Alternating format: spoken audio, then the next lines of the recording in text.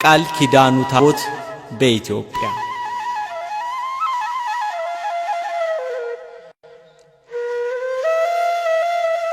ከሰው ልጆች አባት ከአዳም ወገን የሆነ እግዚአብሔር በሕዝብ ኃጢአት ያልቀጣው ፍጥረታት በንፍር ውሃ ሲጠፉ በእግዚአብሔር ፊት ንጹሕ ጻድቅ ሆኖ የተገኘ ኖህ ከጥፋት ውሃ በኋላ ለሦስቱ ልጆች ምድርን ሲያካፍል የኖህ ልጅ ካም ዕጣው ወደ ሆነው ከቤተሰቡ ጋር ማንም ሰው በሌለበት በአትባራ በኩል አልፎ የተራሮች ሰንሰለት ወደሚገኝባት ሀገር ወደ ኢትዮጵያ አቢሲኒያ ገባ።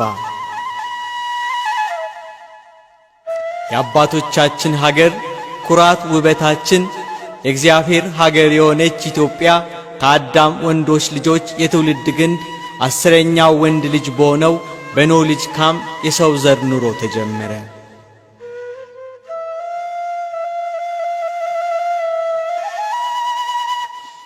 እግዚአብሔር በሰው ልጆች ኃጢአት አዝኖ ምድርን በጥፋት ውሃ ሲቀጣት በፊቱ ጻድቅና ንጹሕ ሆነው ከተገኙት 8 ነፍሳት ሕይወት በምድር ተጀመረች። ዳግም ምድር በሰው ስትሞላ ፍጥረታት ሲበዙ እግዚአብሔር በብሩህ ደመና እየተገለጸ ከተመረጠው ከነቢዩ ሙሴ ጋር ይነጋገር ነበር።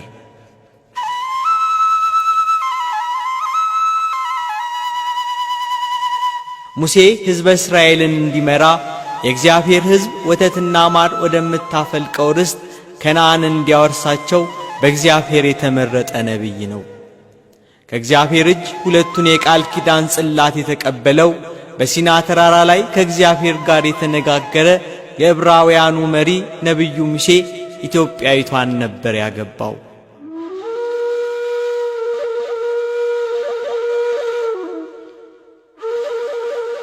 እግዚአብሔር ለሰው ልጆች ከፈጠራት ከኤዶም ገነት የሚፈሰው ወንዝ አንዱ ጊዮን የኢትዮጵያን ምድር ሁሉ ይከብ ነበር።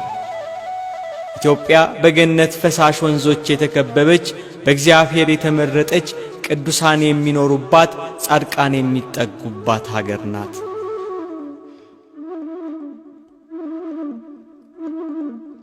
ኢትዮጵያዊነት የማይለወጥ መልክ፣ የማይቀየር ስብዕና፣ ኩራትና ፍቅር ነው።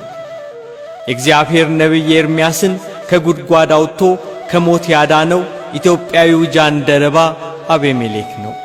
ኢትዮጵያዊነት ርኅራኄ፣ ኢትዮጵያዊነት ፍቅር፣ ኢትዮጵያዊነት ሕይወት ነው። ከኢትዮጵያ ወንዞች ማዶ የሚማልዱኝ የተበታተኑት ልጆቼ ቁርባኔን ያመጣሉ ብሎ እግዚአብሔር በሕያው ቃሉ የተናገረለት እውነት ነው። ኢትዮጵያዊነት እጆቿን ወደ ፈጣሪዋ ተዘርግተው ለዓለም ምሕረትን የምትለምን ሀገር ናት ኢትዮጵያ። በእግዚአብሔር የከበረች የገነት ፈሳሽ ውሃ የከበባት ሀገረ እግዚአብሔር ኢትዮጵያ የትላንት ማንነቷን የሚያወሩላት ብዙ ቅዱሳን ምስጢራት አሏት።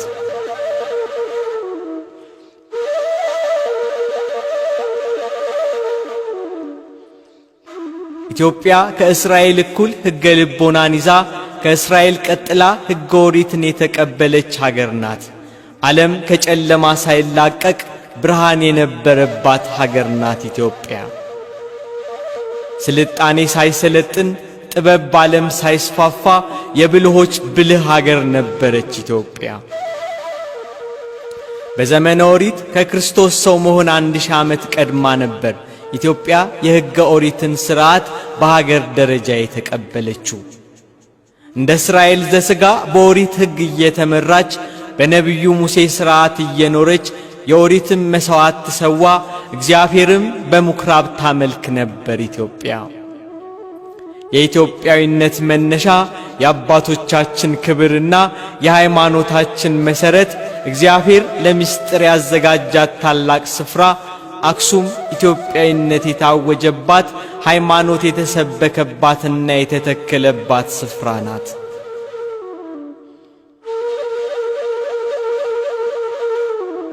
ንጉሥ ኢትዮጵስ በ2550 ዓመተ ዓለም አካባቢ አክሱማይ የተባለ ልጅ እንደነበረውና በዚያ ዘመን አካባቢ እንደተቆረቆረች ይነገራል። የእምነታችን ቅድመ መሰበኪያ የኢትዮጵያዊነት መሠረት አክሱም የኩሽ ልጅ ኢትዮጵስ አክሱማይ በሱ ስም እንደተሰየመች ይነገራል። በሌላ አገላለጽ አክሱም የሚለው ቃል ከአገውኛ የተወረሰ ሲሆን በአገውኛ አሁ ማለት ውሃ፣ ሱም ደግሞ በሴም ቋንቋ አለቃ ማለት ነው። ሁለቱ ቃላት በአንድነት ሲጠቃለሉ ያለቃ ውሃ ማለት ነው። አሁን በአክሱም ከተማ አካባቢ የሚገኘው የከተማው ሕዝብ የሚጠቀምበት ማይሹም የሚባለው የውሃ ማጠራቀሚያ ግድብ ይህንን ታሪክ ያጠናክራል። ለኢትዮጵያ የክርስትና እምነት እናትና ለስልጣኔዋም ለባህሏም መነሻ ምንጭ ናት አክሱም።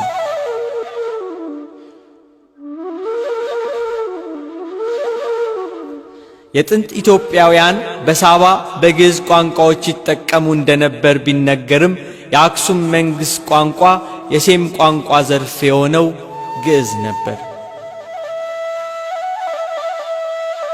በአክሱም ከነገሱት ቀደምት ነገሥታት መካከል ስሟ ከብሮ የሚጠራው ንግሥተ ሳባ ናት። ንግሥተ ሳባ በኢትዮጵያውያን ዘንድ ማክዳ ተብላ ትጠራ ነበር። በመድኃኒታችን ቃል ኪዳን መሠረት ደግሞ ንግሥት አዜብ ወይንም የደቡብ ንግሥት ተብላ ትጠራለች። ቅድመ ልደተ ክርስቶስ 1000 ዓመት ገደማ ንግሥት አዜብ ወይንም ማክዳ በኢየሩሳሌም ነግሶ ስለነበረው ንጉሥ ሶሎሞን ጠቢብነት ለመጀመሪያ ጊዜ የሰማችው ታምሪን ከተባለው አገልጋዩዋ ነበር።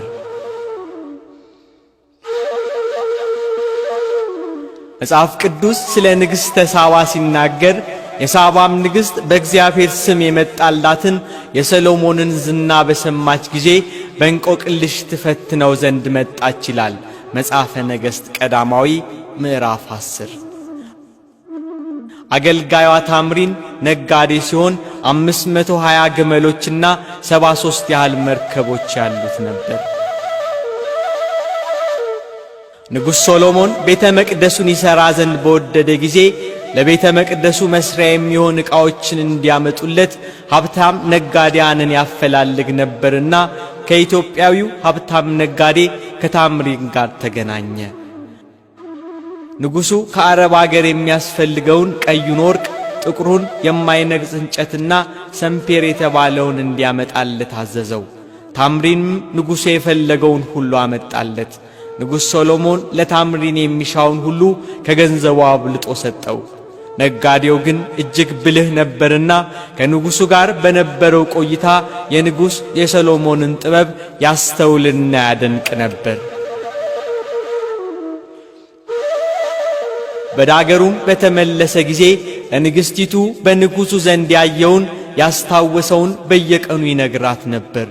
እሷም አገልጋዩዋ ከሆነው ከዚህ ነጋዴ በሰማችው ነገር ትደነቅ፣ በልቧም ወደ ሶሎሞን ዘንድ ለመሄድ ታስብና ከፍቅሯ ብዛት የተነሳም ታለቅስ ነበር። በመጨረሻም ለመሄድ ቆርጣ ተነሳች።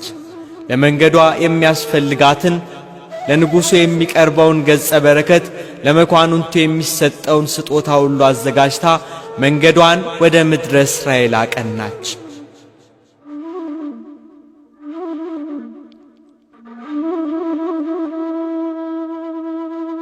ኢየሩሳሌም በደረሰች ጊዜ ባየችው ነገር ሁሉ እጅግ ተገረመች። በዝናው ብቻ የሰማችውን የሰሎሞንን ጥበቡን በዓይኗ አይታ ባድናቆት ባህር ሰጠመች። በዓይኗ ያየችው ከሰማችው በላይ ሆነባት። እርሱም እርሷን በፍጹም ፍቅር ተቀበላት፣ የሚገባውንም ክብር ሰጣት። የጥበብ ሁሉ ምንጭ ስለሆነው የእስራኤል አምላክ እግዚአብሔር ነገራት። እርሷም ይህንን ጥበብ ለሶሎሞን የሰጠውን አምላክ አመሰገነች። ልቧም በእውነተኛው አምላክ ፍቅር ተነደፈ።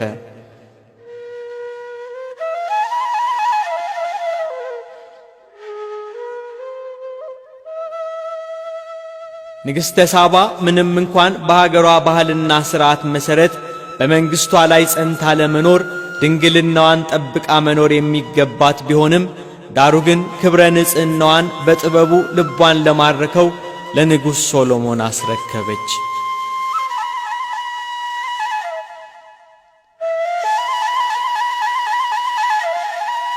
ለ6 ወር በኢየሩሳሌም ቆየች። ስትመለስ ከንጉሥ ሶሎሞን ጸንሳ ነበር። ንጉሥ ሰሎሞን ከወርቅ የተሠራ የጣት ቀለበቱን ማስተዋሻ እንዲሆን ሰጣት። የአምላክ ፈቃድ ሆኖ ልጅ ከወለደች ለምልክት ቀለበቱን ይዞ በመምጣት እንድታገናኘው ነግሯት በክብር ሸኛት።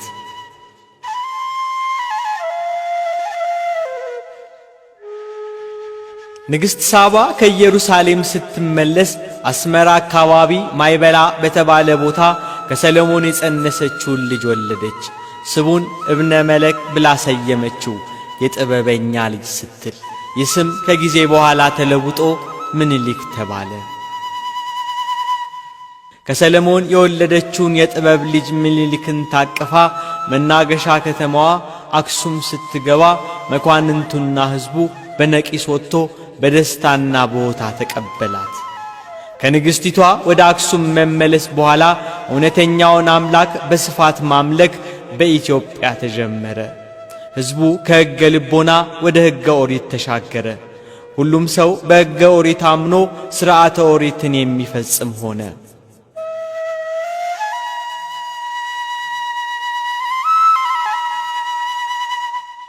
የክርስትና እምነት በኢትዮጵያ እስከገባ ጊዜ ድረስ የሕገ ኦሪት እምነት የመንግሥት ሃይማኖት ሆኖ ኖረ።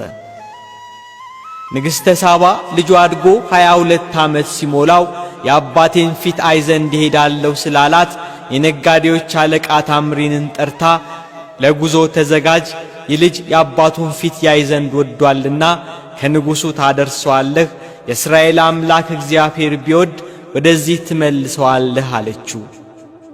ስንቅንም እንደ ሀብታቸውና ባለጽግነታቸው መጠን አዘጋጀች። ለመንገድ የሚያስፈልገውን ገንዘብ፣ ለንጉሡ የሚሰጠውን ስጦታና ሌሎች የሚያስፈልገውን ነገር ሁሉ አዘጋጀች። ከእርሱ ጋር ለሚሄዱ መኳንንትም ንጉሡን እጅ አስነስተው እንዲመልሱላትና ለሀገሩም መንግሥት እንዲሾመው እንጂ ከዚያ እንዳይተወው አዘዘቻቸው። ለልጇም ንጉሥ ሰሎሞን ልጁን እንዲያውቀው ነገሩን እንዲያስብና በዘመኑ ሁሉ እሷን እግዚአብሔር በሰጣት በእርሷ መንግሥት ሥር ያሉትን ሁሉ እግዚአብሔርን ያመልኩ የገባችውን ቃል ኪዳንንም ያስታውሱ ዘንድ ለምልክት እንዲሆን የሰጣትን የጣት ቀለበቱን ሰጠችው። ከዚህ በኋላ በሰላም ላከችው።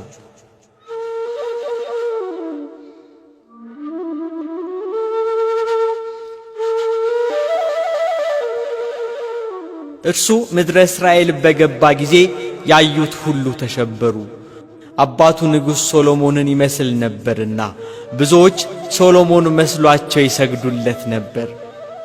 ሰሎሞን የአብራኩን ክፋይ አምሳያ ልጁን ባየ ጊዜ ከተቀመጠበት ተነስቶ የልብሱን ቁልፍ ከትከሻው ፈትቶ ተቀበለው። ደረቱን በእጁ ቅፍ አድርጎ አፉንና ግንባሩን ዓይኖቹንም ሳመው። እነሆ አሁን አባቴ ዳዊት በጉልምስናው ታደሰ፣ ከሙታንም ተነሣ አለ። ወደሚያነጋግሩትም ዞሮ አንተን ይመስላል ነው የምትሉኝ? ይህ በጎልማስነት ዘመን የአባቴ ርዝመት እንጂ የኔ ርዝመት አይደለም፣ ከኔ ይልቅ ፍጹም ያምራልና አለ። ተነስቶም ወደ ቤቱ ገባ። የወርቅ ግምጃንም አለበሰው፣ የወርቅ ዝናርንም አስታጠቀው። በራሱ ላይ ዘውድ፣ በጣቱ ላይ ቀለበትና ለዓይን የሚያጥበረብር የክብር ልብስ አለበሰው። ከእርሱም ጋር በሚታይበት ቦታ በዙፋን ላይ አስቀመጠው።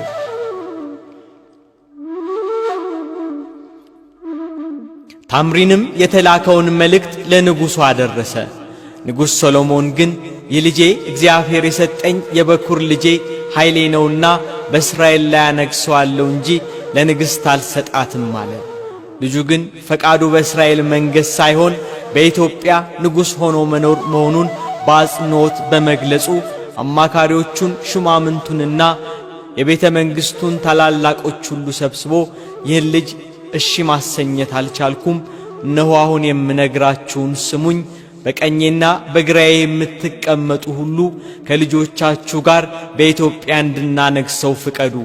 ልጆቻችሁም እንዲሁ አለቃ ሆነው በቀኝና በግራ ይቀመጡ። እናንተ ሁላችሁ አማካሪዎችና መኳንንት በኩር ልጆቻችሁን እንሰጠው ዘንድ ፍቀዱለት፣ መንግሥት ይሆናልና አላቸው። እነርሱም ፈቃዳቸው ሆነ። ቅባ መንግሥቱን የሚጣፍጥ ሽቶ አዘጋጁ። ነጋሪት፣ እምቢልታ፣ እንዚራ፣ መሰንቆና ከበሮ ተመታ። አገሪቱ በደስታና በእልልታ ድምፅ ተመላች። ወደ ቤተ መቅደሱ ውስጥም አስገቡት። በካህኑ በሳዶቅና የንጉሥ ሰሎሞን የኃይል አዛዥና ካህን በሆነው በኢዮአስ አፍ መንግሥት ተሰጠው። ከእግዚአብሔር ቤትም ወጣ። ስሙን ዳዊት ብለው ሰየሙት።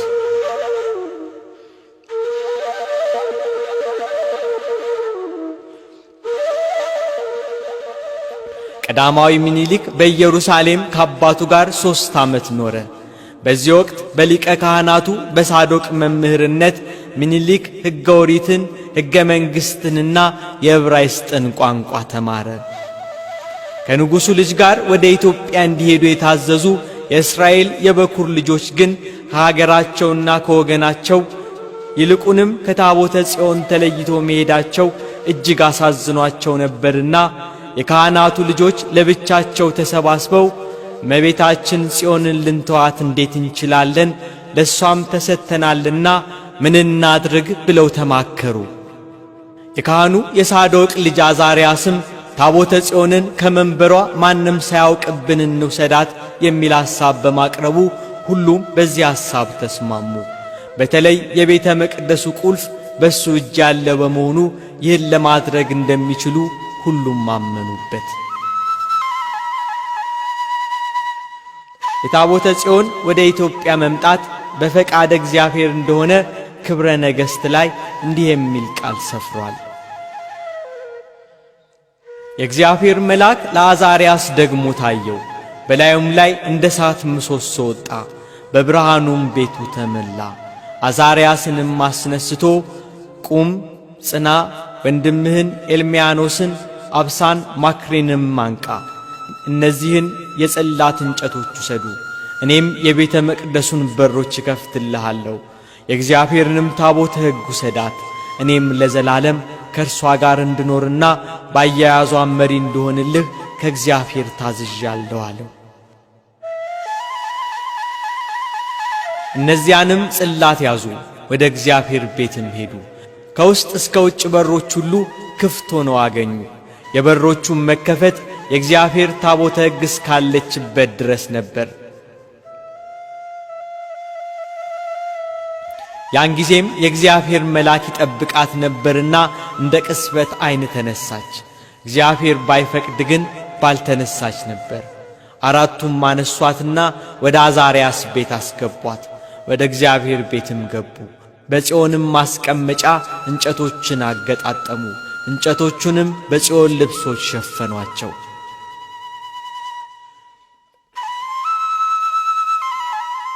ቀዳማዊ ምኒልክ አባቱ ሶሎሞን ተሰናብቶ ወደ አገሩ ሊሄድ በዝግጅት ላይ በነበረ ጊዜ በኢየሩሳሌም የነበረውን ሽብርና ትርምስ ክብረ ነገሥት እንዲህ ተርከዋል።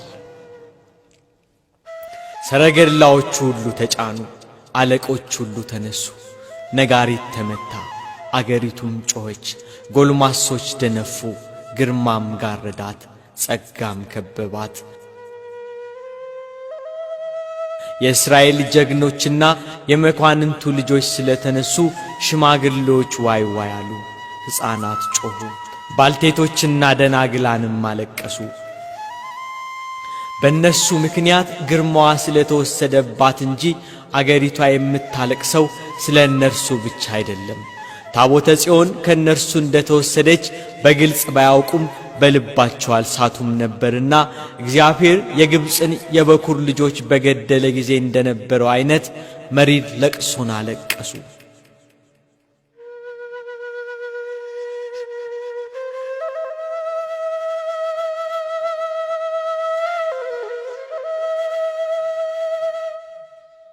ንጉሥ ሶሎሞን በሁኔታው ደነገጠ። የንጉሡን ክፍል መጋረጃ ከፍቶ አገሩ በሙሉ እነሱን እየተከተለ የእናቱን ጡት እንዳስተውትና እናቱ ጥላው እንደሄደች ሕፃን ሲያለቅስ ተመለከተ። የሚሄዱት ሰዎች ግርማቸውን ባየ ጊዜ ደንግጦ ተንቀጠቀጠ፣ አንጀቶቹ ታወኩ፣ እንባውም በልብሱ ላይ እንጠባጠብ ነበር። እሱም ይህ ልጅ በመሄዱ የአገሩን ግርማ ስለገፈፈ የበኩር ልጆቹን ይዞ ስለተንቀሳቀሰ ክብር ያልፋለች፣ የመመኪያዬ ዘውድም ወድቃለች፣ ሆዴም ተቃጥላለች፣ ወየውልኝ አለ። ከእስራኤል የመኳንንት ልጆች የካህናትና የሊቀ ካህኑ የሳዶቅ ልጅ አዛርያስ እንዲሁም ከሌዋውያን ወይንም ከካህናቱ ወገን ብዙ ሕዝብ ከ12ቱ ነገደ እስራኤል የተውጣጡ በጠቅላላው 12,000 ሕዝብ የንጉሡን ልጅ ቀዳማዊ ምኒልክን ተከትሎ ወደ ኢትዮጵያ ጉዞ ጀመረ።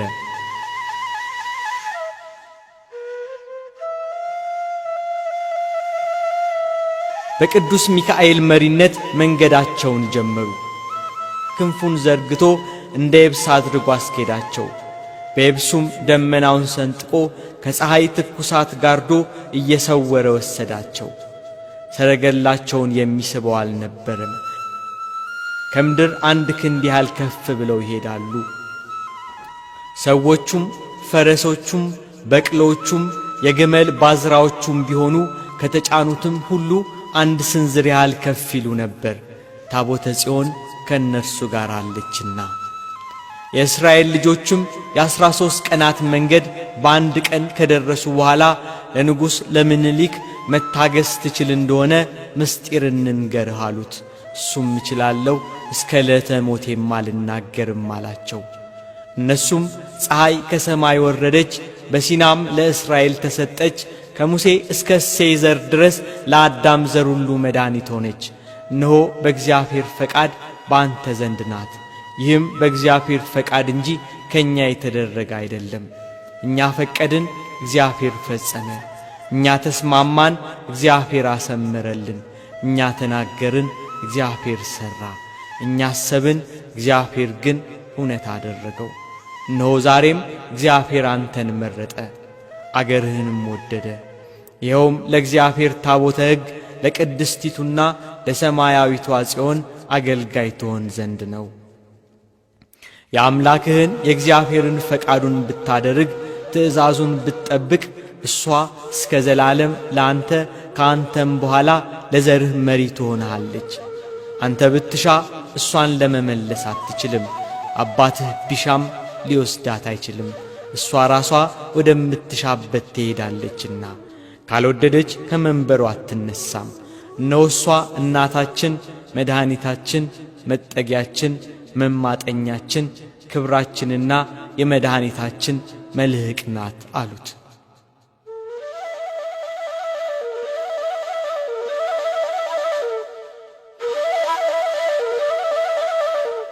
ከዚያም ታቦተ ጽዮንን ባሳዩት ጊዜ ደነገጠ። 2 እጆቹን ደረቱ ላይ አድርጎ በሰማይ የምትኖር ቅድስቲቷን ሰማያዊቷ ጽዮንን እናይ ዘንድ እኛን የተጣልን የተናቅንን ሕዝቦችን በእውነት በቸርነት ታስበናለህ? አቤቱ ስለ ሠራህልን መልካም ሥራ ሁሉ ምን እንከፍልሃለን? በምድር ምስጋናውን እናውቅ ለልዕልናውም እንሰግድ ዘንድ በእሱ ዘንድ ኢምንታት ሳለን በጸጋው ክብርና ምስጋናን አሰበን። ለምርጦቹ ቸር ነውና እስከ ዘላለሙ ምስጋና ለእርሱ ይሁን አለ ቀዳማዊ ምኒልክ። ታቦተ ጽዮን ከእነርሱ ጋር መሆኗን ተጓዦቹ እንዳወቁ እንዚራን አነሱ። ከበሮችና ነጋሪቶች ተመቱ፣ መለከቶችም ተነፉ። በዝማሪያቸው ቃል የግብፅ ምድር ፈጽማ ታወከች፣ የግብፅ ጣዖታትም ተንቀጠቀጡ። ታቦተ ጽዮን እንደ ፀሐይ ታበራ ነበርና ከግርማዋ ኃይል የተነሣ ይቀልጡ ነበር። የኢትዮጵያ አውራጃዎች ሁሉ በደስታ ተዋጡ። ኢየሩሳሌም ላይ የሐዘን ደመና ደመነ። ካህኑ ሳዶቅ ወደ ንጉሥ ሶሎሞን በተመለሰ ጊዜ ሲተክዝ አገኘው። ንጉሡም የተከዘበትን ነገር ለካህኑ ሳዶቅ ነገረው። ንግሥተ ሳባ በመጣች ወቅት በሌሊት እንዲህ አይቼ ነበር። በኢየሩሳሌም ዋልታ እንደ ቆምክ በይሁዳ አገር ከሰማይ ፀሐይ ወረደች፣ እጅግም አበራች፣ ቆይታም ጠፋች። በኢትዮጵያ ሀገርም አበራች። ሁለተኛም ያቺ ፀሐይ ወደ ይሁዳ አልተመለሰችም። ካህኑ ሳዶቅ ይህንን እንደሰማ ደንግጦ ወደ ቤተ መቅደሱ ገሰገሰ። መብራት ይዞ ወደ መቅደሱ ውስጥ ታቦተ ጽዮን ወዳለችበት ቦታ ፈጠነ። አዛርያስ በጽዮን ልክ ከመሰለው ከጥርብ እንጨት በቀር ምንም አላገኘም። ይህን አይቶ በፊቱ በምድር ላይ ወደቀ። ነፍሱን ፈሰሰች።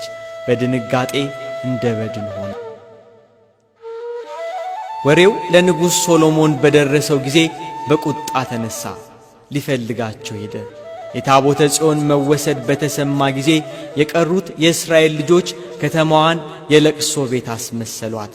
ንጉሥ ሶሎሞን ሊደርስባቸው እንደማይችልና የሆነው በፈቃደ እግዚአብሔር መሆኑን ሲረዳ ወደ ቦታው ተመለሰ። ወደ ድንኳኑም ገብቶ አቤቱ የቃል ኪዳንህን ታቦት በዘመኔ ከእኛ ትወስዳታለህ ሲል የመረረ ለቅሶን አለቀሰ። ንጉሥ ሶሎሞን ወደ ኢየሩሳሌም እንደተመለሰ ከኢየሩሳሌም ሽማግሌዎች ጋር በእግዚአብሔር ቤት ውስጥ መሪር ለቅሶን አለቀሰ። ከሐዘናቸው ከተጽናኑ በኋላ ሽማግሌዎቹም ተነሱና ንጉሡን ጌታችን ሆይ ስለዚህ ነገር አትዘን፣ እግዚአብሔር የፈቀደው ቦታ ካልሆነ በቀር ታቦተ ጽዮን እንዳትቀመጥ አውቀናልና ከመጀመሪያው እስከ መጨረሻውም ቢሆን ያለ ፈቃደ እግዚአብሔር የሆነ የለም። ለእኛ ግን እግዚአብሔር ከወደደ በእኛ ዘንድ ኢየሩሳሌም ውስጥ አንተ የሠራህልን የእግዚአብሔር ቤት አለች፣ ልብህን አታሳዝን በማለት አረጋጉት። ንጉሡም ለሽማግሌዎቹ ክብራችን ፈረሰ፣ እግዚአብሔር ተዋቸው ብለው ያልተገዘሩት ወገኖች አሕዛብ በእኛ ላይ እንዳይመኩ ተዉት፣ ከእንግዲህ በኋላ ለሌሎች ወገን አትግለጹ አላቸው። ሽማግሌዎቹም ለሰሎሞን መለሱለት፣ የአምላክህ የእግዚአብሔር ፈቃድ ይሁን፣ እኛም ከቃልህ አንወጣም፣ ታቦተ ጽዮን ከእኛ እንደተወሰደች ለሌላ ሕዝብ አንናገርም በማለት ቃል ተጋቡ። ኢየሩሳሌም ላይ የሐዘን ደመና ጠላ። ከተማዋን ብቸኝነት ዝምታ ወረራት። ክብራቸው የአምላካቸው መገለጫ ሕይወታቸው ተለይታባቸዋለችና። የእግዚአብሔር ነቢይ ሙሴ ከእግዚአብሔር ታዞ ከግራር እንጨት የሠራው ታቦት ነበር። እርዝመቱ 125 ወርዱ 75 ቁመቱ 75 ሳንቲሜትር የሆነ በወርቅ የተለበጠ መክደኛው ከወርቅ የተሠራ ታቦት፣ በላዩ ላይ 2 ኪሩብ ተቀርጸዋል። የታቦቱ አገልግሎት 10ቱ ቃላት የተጻፈባቸው የሁለቱ ጽላት ማደሪያ ነው። በዚህ እግዚአብሔር ከእስራኤል መሪዎች ጋር ይነጋገር ነበር። ታቦቱ እግዚአብሔር ከሕዝቡ ጋር የመኖሩ ምልክት ነበር። ሙሴ ከእግዚአብሔር ታዞ የሠራውን ይህን ታላቅ ታቦተ ምስጢር በመገናኛ ድንኳን ውስጥ ያኖረው ነበር። እስራኤላውያኑ በሄዱበት ሁሉ ከፊት ያስቀድሙታል። ባረፉበት ከፍ ባለ በምኵራብ ውስጥ አኑረው በሌዋውያኑ አማካኝነት በተመረጡት የእግዚአብሔር ሰዎች ከእግዚአብሔር ጋር ይነጋገሩበት ነበር።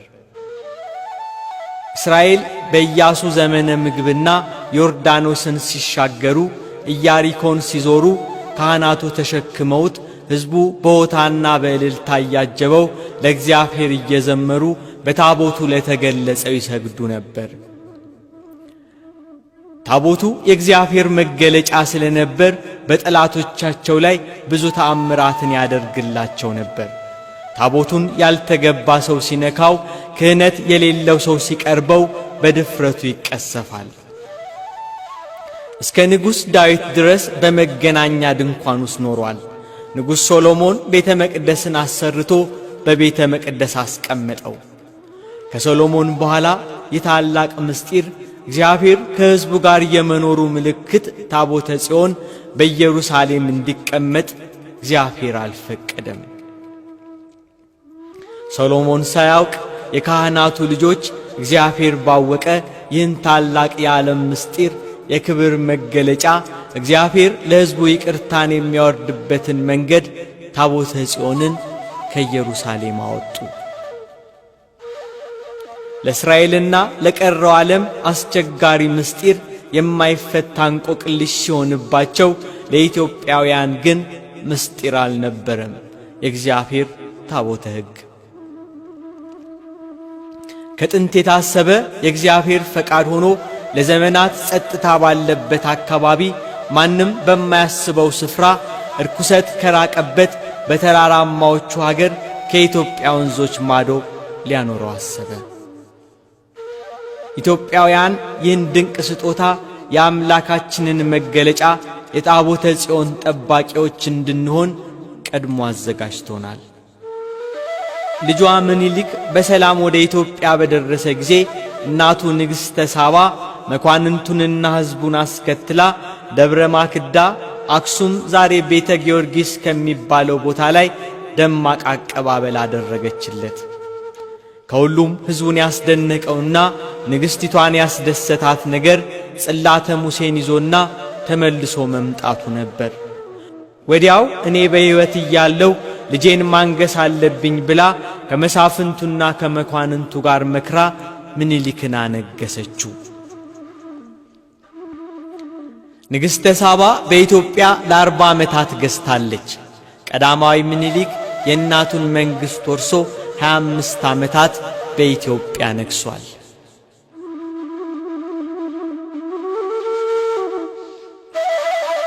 ታቦተ ጽዮን ከኢየሩሳሌም ከሰለሞን ቤተ መቅደስ ወጥታ መጥታ በኢትዮጵያ በምኵራብ ውስጥ ለዘመናት ተቀምጣለች። ከኢየሩሳሌም በመጡ ከ12ቱ ነገደ እስራኤል በተመረጡ የመኳንንቱና የካህናቱ የበኩር ልጆች የኦሪትን መሥዋዕት እያደረሱ ለታቦተ ጽዮን ክብር የሚገባውን እየፈጸሙ ከኢትዮጵያውያን ጋር በኢትዮጵያውያን ሥርዓት በኦሪት እምነት በታቦተ ጽዮን እስራኤላውያኑና ኢትዮጵያውያኑ አንድነት ፈጥረው ኖሩ። ታቦተ ጽዮንን ብለው ሀገር አቋርጠው ባህር ተሻግረው የመጡ እስራኤል በኢትዮጵያ ቀሩ። ከዘመናት በኋላ ጌታችን ኢየሱስ ክርስቶስ ለሰው ልጆች የሰጠው የማዳን ተስፋ ቃል ሲቀርብ በኢትዮጵያ በባዜን ዘመነ መንግሥት የ5500 ዘመን ፍጻሜ ሲሆን ኢየሱስ ክርስቶስ ከመቤታችን ተወልዶ ሰው ሆነ። በክርስቶስ መወለድ በአዲስ ኪዳን ሥርዓት ዓለም ከሕገ ኦሪት ወደ ሕገ ወንጌል ተሻገረች። በኦሪት ጥላነት በተተነበየው ትንቢት በተመሰሉት ምሳሌያት በክርስቶስ ወንጌል በማዳኑ ሥራ በአዲስ ሕይወት አዲስ ኪዳን በ34 ዓመተ ምህረት በሐዋርያው ፊልጶስ ስብከት በጃንደረባው አማካኝነት ኢትዮጵያ ክርስትናን ተቀበለች። የወገኖቹ የመጀመሪያ ሐዋርያ የሆነው የንግሥት እንዳኬ ጃንደረባ ወይንም በጅሮንድ ከሐዋርያው ፊልጶስ የሰማውን ስብከት በኢትዮጵያ በማስተማር የክርስትናን ዜና በቤተ መንግሥትና በአካባቢው አዳረሰ። ኦሪትን መሠረት አድርጋ የትንቢቱን ፍጻሜ ይዛ ወንጌልን ተቀበለች። መቅደሰ ኦሪት በወንጌል በክርስቶስ መገለጥ ወደ ቤተ ክርስቲያንነት ተሻገረች። ይህ የሆነው በአቡነ ሰላማ ከሳቴ ብርሃን ነበር። አባ ሰላማ በኢትዮጵያ የተሾመ የመጀመሪያው ጳጳስ ነው። ሜኖፒዮስ የተባለ ግሪካዊ ክርስቲያን ነጋዴ ከሁለቱ ልጆቹ ጋር ሶርያ ከምትገኘው ከጢሮስ ተነስቶ በመርከብ ወደ ህንድ ይጓዝ ነበር። ታላቁ ፍሬምናጦስ፣ ታናሹ ደግሞ ኤድሲዮስ ይባላሉ የዚህ ነጋዴ ልጆች። የሚጓዝበትን መርከብ ወደ አፍሪካ ጠረፍ ጫፍ በማስጠጋት በቀይ ባህር አዶሊስ አካባቢ አቁመው ሳለ የባህር ዘራፊዎች በእርሱና በልጆቹ ላይ አደጋ ጥለው አባታቸውንና የጀልባዋን ቀዛፊዎች ገለው ሀብታቸውን ዘረፉ። ከሞት የተረፉት ሁለቱ ልጆች ብቻቸውን ሆነው ዛፍ ስር እያለቀሱ ሲጸልዩ መንገደኞች አገኟቸውና ለአክሱም ንጉሥ ምርኮ አመጣንልህ ብለው አስረከቡት። ደም ግባታቸው ያማረ እነዚህ ሁለት ልጆች የአክሱም ንጉሥ ታዜር በቤተ መንግሥቱ ውስጥ ከሁለቱ መንተያ ልጆች ከአብርሃና ከአጽብሃ ጋር እንዲያድጉ አደረገ። በሊቀ ካህናቱ በእንበረም መምህርነት ቤተ ቀጢን በተባለ የእንግዳ ማረፊያና ትምህርት ቤት ግዕዝና ሌሎች ትምህርቶችን ከመንትያዎቹ ከአብርሃና ከአጽብሃ ጋር ለ7 ዓመት ተማሩ። በጥበብ የበሰሉ በአእምሮ የገለመሱ መሆናቸውን ያየው ንጉሡ ፍሬምናጦስን የግምጃ ቤት ኃላፊና የጽሕፈት ሚኒስትር፣ ኤዲስዮስን ጋሻ ጃግሬ ያደረጋቸው። ንጉሥ ታዜር ሲሞት 2 ወጣቶች ነፃ ወጡ። ከወደዱ ወደ ሀገራቸው መሄድ እንደሚችሉ ተነገራቸው። ነገር ግን መንግሥቱን የተረከበችው ንግሥት ሐየዋ በመንግሥቱ ሥራ እንዲረዷት ስለጠየቀቻቸው እዚያ ሰነበቱ። ታላቁ ልጅ ፍሬምናጦስ ለሃይማኖቱ ቀናኢ ነበርና በኢትዮጵያ ጃንደረባ የተሰበከውን ክርስትና ይበልጥ አስፋፋው። አብርሃና አጽብሃ በአባታቸው ፋንታ ሲነግሱ በ325 ዓመተ ምህረት ጳጳስ ከእስክንድርያ ያመጣላቸው ዘንድ ፍሬምናጦስን ወደ ግብፅ ላኩት። ፍሬምናጦስ እስክንድርያ የደረሰው ለእስክንድሮስ ለኒቅያ ጉባኤ ሄዶ በነበረበት ጊዜ ነበርና በእስክንድርያ ትምህርት ቤት ክርስትናን እየተማረ ጠበቀው። ለእስክንድሮስ ከኒቅያ ከተመለሰ በኋላ ወዲያው ስላረፈ መንበሩን ሐዋርያው አትናቴዎስ ተረከበ። ፍሬምናጦስ ለኢትዮጵያ ጳጳስ እንዲያመጣ መምጣቱን ሲነግረው ሐዋርያው አትናቴዎስ ጥያቄውን ተቀብሎ ስለ ኢትዮጵያ በሚገባ ጠይቆ ተረዳ። ካህናቱን ሰብስቦ ጉባኤ አደረገ። ጉባኤው ለኢትዮጵያ ጳጳስ የሚሆን የሀገሪቱን ቋንቋ የተረዳ የሕዝቡን ባህል ጠንቅቆ የሚያውቅ በነገሥታቱና በሕዝቡ ዘንድ የሚወደድ ተቀባይነት ያለው ለጵጵስና የሚመጥን ካንተ ሌላ የለም ብሎ ወሰነ። ለፍሬምናጦስ ሥርዓተ ቤተ ክርስቲያንን በሚገባ አስተምረው ኤጲስቆጶስ ዘአክሱም ለመላዋ ኢትዮጵያ ብሎ አትናቴዎስ ሾመው። ፍሬምናጦስ የመጀመሪያው የኢትዮጵያ ጳጳስ አቡነ ሰላማ ከሳቴ ብርሃን ተብሎ ተሾመ። የኢትዮጵያ ቤተ ክርስቲያን ታሪክ አቡን የሚለውን ማዕረግ ሕዝቡ ለመጀመሪያ ጊዜ የሰጠው ለፍሬምናጦስ ነው። ብርሃናዊ በሆነው የስብከት ወንጌል ሥራው እውነት የሆነ ወንጌልን ገላጭ ነበርና ከሳቴ ብርሃን ብርሃን ገላጭ ተብሎ ተጠርቷል። ፍሬምናጦስ ወደ ኢትዮጵያ ከተመለሰ በኋላ በኢትዮጵያ የክርስቲያን መንግሥት እንዲመሠረት አደረገ። ከእስክንድርያው ፓትርያርክ ከአትናቴዎስ የተማረውን የተዋህዶን እምነት መሠረት በማድረግ ክርስትናን የመስበክ ወንጌልን የማዳረስ ሥራ ጀመረ። ለስብከተ ወንጌል ተግባሩ እንዲረዳው ሊቀ ካህናትን በረምን አጥምቆ ሕዝበ ቀድስ በሚል ስም በረዳትነት እንዲያገለግለው ኤጲስቆጶስ አድርጎ ሾመው። አቡነ ሰላማ ወይንም ፍሬምናጦስ ከስብከተ ወንጌል ተግባር በተጨማሪ ለቅዱሳት መጻሕፍት ለቤተ ክርስቲያን አገልግሎት የሚውሉ መጻሕፍትን ወደ ግዕዝ ቋንቋ ተርጉሟል። ከሳባውያን ፊደል በተሻሻለው የግዕዝ ፊደል ከቀኝ ወደ ግራ የመጻፍን ልምድ አስቀርቶ ከግራ ወደ ቀኝ እንዲጻፍ አድርጓል። ፍሬምናጦስና ሊቀ ካህናቱን በረም ከነገሥታቱ ጋር በመላው ሀገሪቱ እየዞሩ ተግተው በማስተማር ከአሕዛብና ከአይሁድ ወገን ብዙዎችን ወደ ክርስትና እምነት መልሰዋል። ዛሬ ከ2000 ዓመታት በኋላ አባ ሰላማ ከሳቴ ብርሃን የቀደሰበት በግሪክ ቋንቋ የተጻፈ የቅዳሴ መጽሐፍ በተድባበ ማርያም ቤተ ክርስቲያን ይገኛል። ለ15 ዓመታት ያህል ኢትዮጵያን ያስተዳደሯት መንትያዎቹ ወንድማማቾች ነገሥታት አብርሃና አጽብሃ በኢትዮጵያ ለመጀመሪያ ጊዜ ባለ 12 መቅደስ ቤተ ክርስቲያን እጅግ በሚያስደንቅ መልኩ የሰሩት በአክሱም ነው። ጻድቃኑ ነገሥታት አብርሃና አጽብሃ ትምህርተ ወንጌልን እያስፋፉ በአክሱም ቤተ መንግሥታቸው ሳሉ አንድ ቀን ጌታችን ኢየሱስ ክርስቶስ እልፍ አላፍት መላእክትን አስከትሎ አክሱም ላይ ማይኮክ በሚባለው ተራራ ላይ ቆሞ ተገለጸላቸው። በዚህ ስፍራ ላይ የምመሰገንበት ቤቴን ቤተ መቅደሴን አንጹ ብሎ አዘዛቸው። ነገሥታቱ አብርሃና አጽብሃ ብልሃተኞች የሆኑ አናጺዎችን፣ እንጨት ጠራቢዎችን አክሱም ላይ እንዲሰበሰቡ አዋጅ አስነገሩ። በአዋጁ መሠረት ጥበበኞቹ ተሰባሰቡ። በ335 ዓመተ ምህረት የቤተ መቅደሱ ሕንጻ ተጀመረ። ቤተ መቅደሱ ውስጡን ዝግባ ሳንቃ ለበጡት።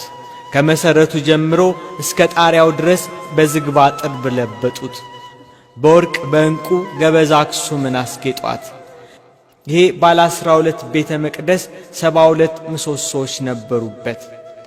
ለእያንዳንዱ ቤተ መቅደስ 5 ምሰሶዎችን አቁመው እብነ በረዱን እንደ መንበር ቀርጸው በወርቅና በዕንቁ ለብጠው በእመቤታችን ስም ባለ 12 መቅደስ ቤተ ክርስቲያንን ሠሩ።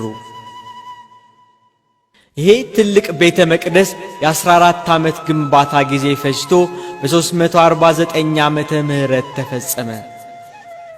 የተሠራው ቤተ ክርስቲያን በአቡነ ሰላማ ከሳቴ ብርሃን ተባርኮ ታቦተ ጽዮን ካረፈችበት መቅደሰ ኦሪት አዲስ ወደ ተሠራው ቤተ ክርስቲያን አስገቡት።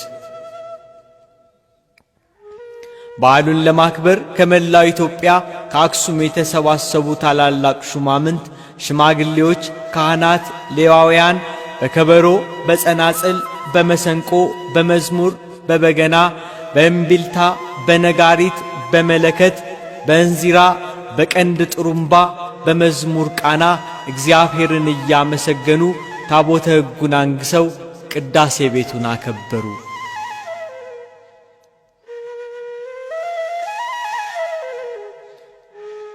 ከክርስቶስ ልደት በኋላ በሦስተኛው ክፍለ ዘመን ለነገሥታት መቃብር ክብር በሚሆን እሳቤ አክሱማውያኑ ከትልቅ ድንጋይ በመፈልፈል በፎቅ በመስኮት በበርና በመሳሰሉት ቅርጾች አስጊጠው ያሰሯቸው አስደናቂ ሐውልቶች ዛሬ ድረስ ቆመው የዓለማችን ድንቅ እይታ ሆነዋል።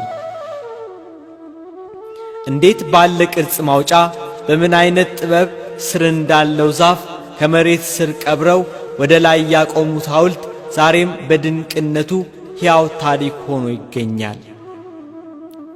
እኒህ በአክሱም የቆሙ በስነ ሕንጻቸው ዓለምን ግራ ያጋቡ ሐውልቶች የመቆማቸው ምስጢር ስር እንዳለው ዛፍ ጠንክረው ከዘመን ዘመን ያለ መንገዳገዳቸው ምስጢር የታቦተ ጽዮን ኃይል ነው። ከዚህ ከታቦተ ጽዮን ኃይል ሌላ ምንም ኃይል እኒህን የድንጋይ ዛፎች ለዘመናት አያቆማቸውም። ከዓለም ተለይታ የዝምታ ድባብ በነገሰባት የጥንቱ ሕይወት የብሉይና የሐዲስ ኪዳን መሠረት የተጣለባት የአባቶቻችን ሀገር የክርስትና መዲና አክሱም እጅግ ድንቅ ምስጢርን ይዛ የአምላክ የቃል ኪዳኑን ታቦት ሸሽጋ ዕለተ ምጽአትን ትጠብቃለች። ብዙዎችን ግራ ያጋባው ነገር ይህቺ በዓለም ከሚታይ ብርቅርቅ ነገር የራቀች ሀገር ኀጢአትና ርኩሰት ከሞላበት ተሸሽጋ ያለች ትንሽ መንደር እንደምን ለዚህ ታላቅ ምስጢር ማረፊያ ሆነች ነው ትንግርቱ። የነቢዩ ኢሳይያስ ምዕራፍ 18 የትንቢት ቃል ፍጻሜ ግን የዚህ ታሪክ መድረሻ ነው። በኢትዮጵያ ወንዞች ማዶ ላለች ክንፍ ያላቸው መርከቦች ላሉባት መልእክተኞቹን በባህር ላይ የደንገል መርከቦቹን በውሃ ላይ ለሚልክ ምድር ወዮለት። እናንተ ፈጣን መልእክተኞች ሆይ ወደ ረጅምና ለስላሳ ሕዝብ ከመጀመሪያው አስደንጋጭ ወደ ሆነ ወገን ወደሚሰፍርና ወደሚረግጥ ወንዞቹም ምድራቸውን ወደሚከፍላት ሕዝብ ሂዱ። ኢትዮጵያም እጆቿን ወደ እግዚአብሔር ትዘረጋለች።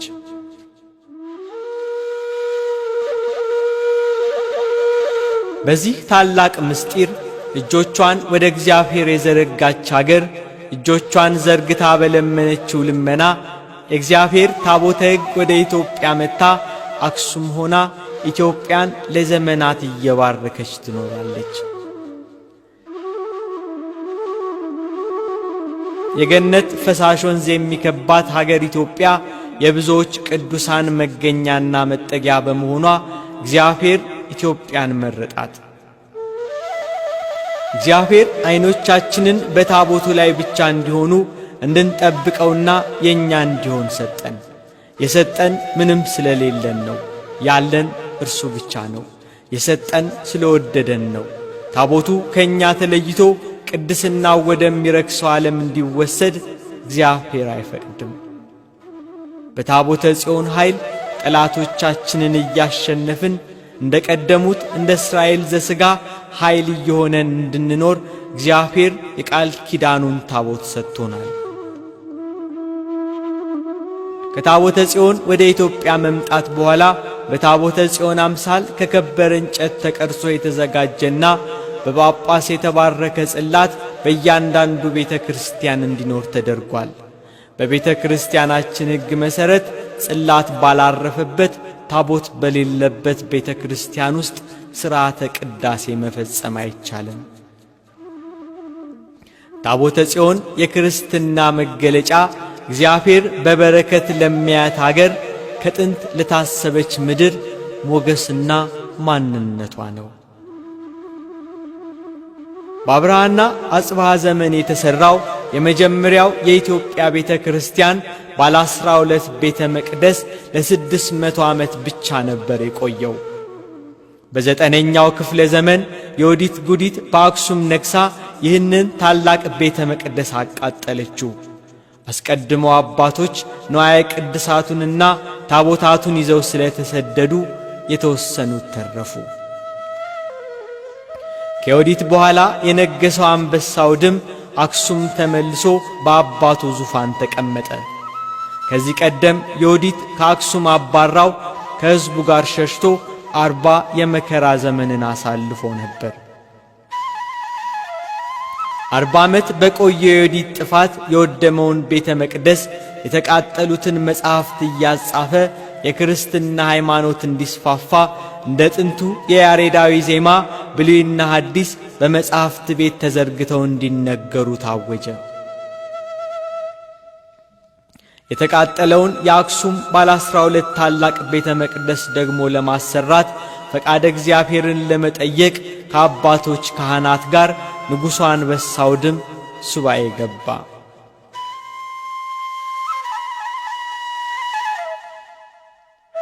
በእግዚአብሔር ፈቃድና ቸርነት የተቃጠለውን ቤተ ክርስቲያን መሠረት አስቆፍሮ ከ12ቱ ቤተ መቅደስ 5ቱን ቀንሶ ባለ 7 ቤተ መቅደስ አድርጎ በአክሱም እንደገና አነጸው። በወርቅና በዕንቁ ለብጦ እንደ ፀሐይ እንዲያንጸባርቅ አደረገው።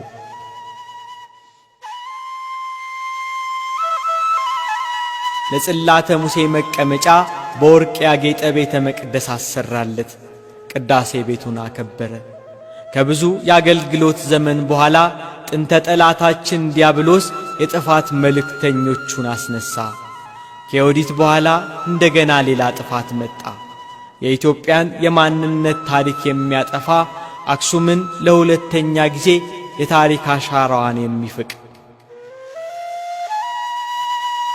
በሰው ሰውኛ የተሰሩ የማይፈርሱ የሚመስሉ ታላላቅ አብያተ መቅደሶች ቢቃጠሉም ቤተ ክርስቲያን ግን እኒህን የሲኦል ኃይላት እያሸነፈች ለዘመናት ኖራለች ትኖራለችም። ከወዲት ጥፋት በኋላ አንበሳው ድም በአክሱም ጽዮን ያሰራው ባለ 7 ቤተ መቅደስ በ1500 ዓመተ ምህረት በነገሱት በአጼ ልብነ ድንግል ላይ ተነስቶ የነበረው የጥፋት ሰው ግራኛ አህመድ የአክሱም ጽዮን ማርያም ቤተ ክርስቲያንን አቃጠላት። የጥፋት ዘመን ሲመጣ ከራሳቸው ሕይወት ይልቅ የቤተ ክርስቲያንን ሀብትና ነዋየ ቅድሳት ታቦታቱን እየተሸከሙ በተራራና በገደል በጸሎት የሚያሳልፉ አባቶቻችን በዚህም የመከራ ዘመን የተወሰኑትን ንዋየ ቅድሳት ሸሽገው ከጥፋት አዳኑ።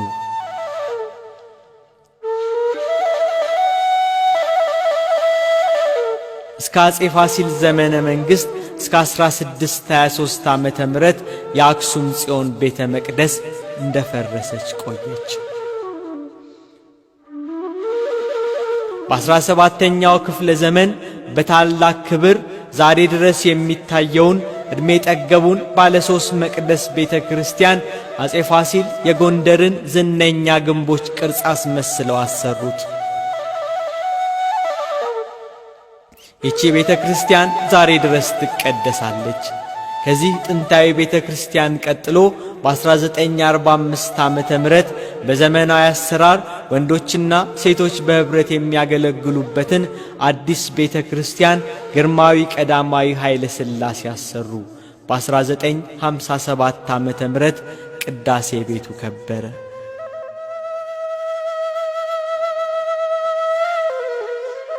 ዛሬ ጽላተ ሙሴ ያረፈችበት ባለ አንድ ፎቅ ሕንጻ ቤተ ክርስቲያንን ያሰሩት የቀዳማዊ ኃይለ ሥላሴ ባለቤት እቴጌ መነን ናቸው። በ1945 ዓመተ ምህረት ፎቁ የጽላተ ሙሴ ማረፊያ ሲሆን ምድር ቤቱ ደግሞ ከጥንት ጀምሮ ከነገሥታት፣ ከመኳንንት፣ ከምዕመናን የተበረከቱ ንዋየ ቅድሳት፣ መጻሕፍት፣ የነገሥታት ዘውዶች፣ አልባሳት ተቀምጠውበታል።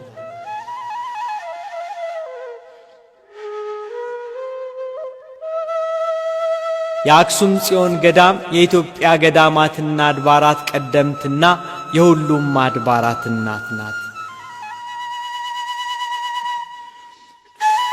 ርዕሰ አድባራትና ገዳም አክሱም ጽዮን ማርያም በይበልጥ ኅዳር 21 ቀን በታላቅ ክብር ትከብራለች።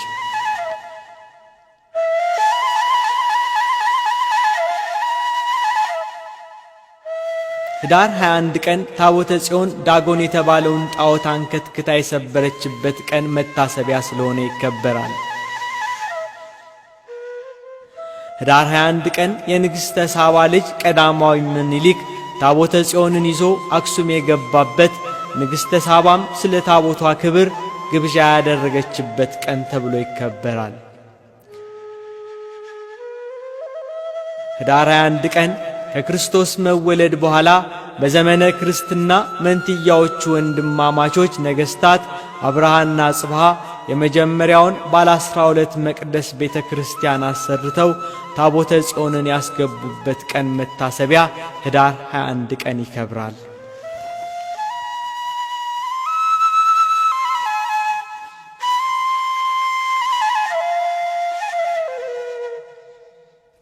የዮዲትን ጥፋት ሸሽተው አባቶች ታቦተ ጽዮንን ይዘው ወደ ዝዋይ ደሴት ተሰደው ከዮዲት የጥፋት ዘመን በኋላ ሀገር ሲረጋጋ ታቦቷን ከዝዋይ ደሴት ወደ አክሱም የመለሱበት ቀን በኅዳር 21 በታላቅ ክብር ይከበራል።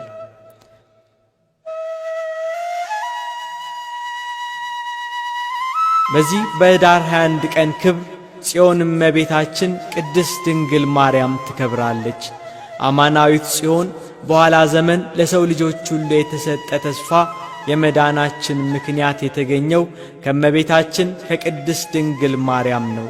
ጽዮን እመቤታችን ቅድስት ድንግል ማርያም ናት።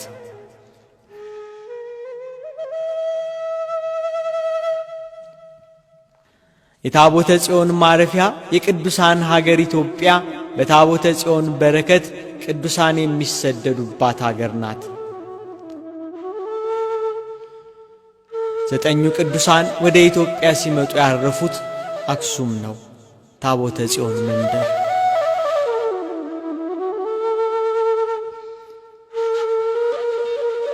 በ480 ዓመተ ምህረት 9 ቅዱሳን የቢዛንታይን መንግሥት በሃይማኖት ባደረሰባቸው የከፋ ስቃይና መከራ በእምነት ወደሚመስሏቸው ታቦተ ጽዮን ወዳረፈችበት ቅዱሳን ወደሚጠጉበት ወደ ኢትዮጵያ መጡ።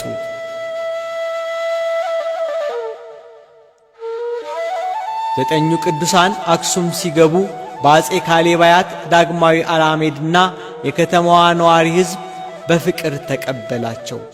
ንጉሡ ኢትዮጵያን እንደ ትውልድ አገራቸው በመቁጠር መንፈሳዊ ተግባራቸውን በሰላም እንዲያከናውኑ ፈቀደላቸው። 9 ቅዱሳን ወደ ኢትዮጵያ ሲሰደዱ እግረ መንገዳቸውን ግብፅ አባ ጳቁሚስ ገዳም ገብተው ነበርና እዚያ የተማሩትን የምንኩስና ሕይወት በኢትዮጵያ ውስጥ መኖር ጀመሩ።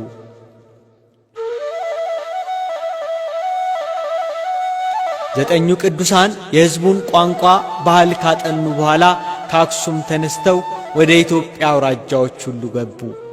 የክርስቶስን ወንጌል እየሰበኩ የምንኩስናን ትምህርት አስተማሩ። ቀደም ሲል በአባ ሰላማ ይታወቅ የነበረው የምንኩስናን ሕይወት በ9 ቅዱሳን ይበልጥ ሰፋ።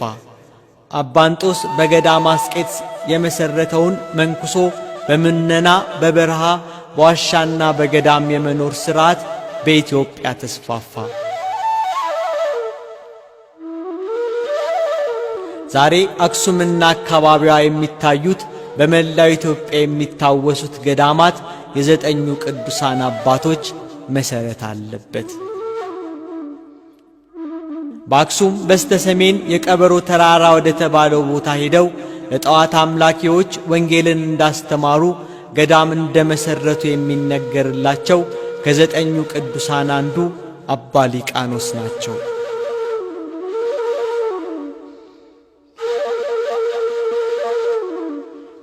እጅግ ከፍተኛ ተራራ ወደ ነበረው ወደ ደብረ ዳሞ ሄደው ዙሪያው ገደል በመሆኑ መውጫ አልባ የሆነውን ታላቁን የደብረ ዳሞን ገዳም የመሠረቱት ደግሞ አቡነ አረጋዊ ወይንም አባ ዘሚካኤል ናቸው።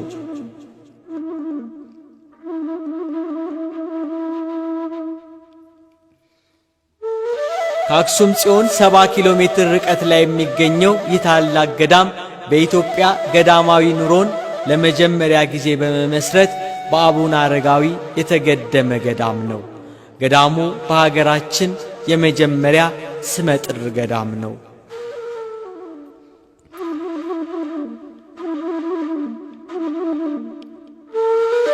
በአክሱም ዙሪያ ከከተማዋ ወጣ ብሎ በደብረ ጰንጠሌዎን ይኖሩ የነበረውን ጣዖት አምላኪ ሕዝብ አስተምረው ያጠመቁና በኋላም በቦታው የነበረውን ቤተ ጣዖት አፍርሰውና ባርከው ወደ ቤተ ክርስቲያንነት በመለወጥ ስማቸው የሚጠራ ታላቅ አባት አባ ጰንጠሌዎን እዚያው አክሱም አካባቢ ይገኛሉ። በስማቸው የሚጠራውን ገዳም እንደ አባ ጰንጠሌዎን ወይንም ደብረ ጸማትን የመሠረቱ እኚህ ታላቅ አባት ቀን ቀን ወንጌል ሲሰብኩ ወይንም ሲያስተምሩ ውለው ሌሊት ሌሊት ደግሞ ለመጸለይ ባዘጋጁት ጉድጓድ ውስጥ እየቆሙ 40 ዓመት ጸልየዋል።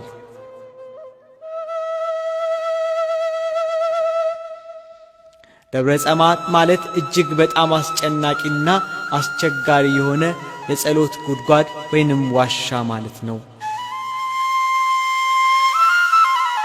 አፄ ካሌብ መንግሥቱን ለልጁ ለገብረ መስቀል ካወረሰ በኋላ መንኩሶ ከወዳጁና ከመንፈስ አባቱ ከአባ ጰንጠሌዎን ጋር በብሕትውና ኖሮ ሲሞትም ሥጋው ያረፈው በዚሁ ገዳም ነው፣ በእንደ አባ ጰንጠሌዎን ገዳም።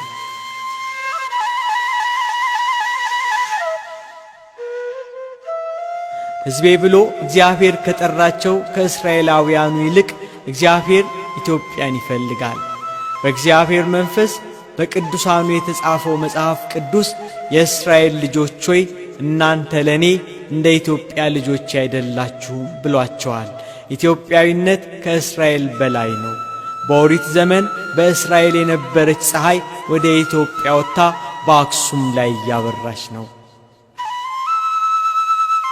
እስራኤላውያኑ በበረሃ ሲጓዙ ከፊት እየቀደመ መንገድ የሚመራቸው ከኋላ ጠላቶቻቸውን ድል የሚያደርጉበት መፈራትና መከበር ያተረፈላቸው የታቦተ ጽዮን ምስጢር በኢትዮጵያ ነው ያለው።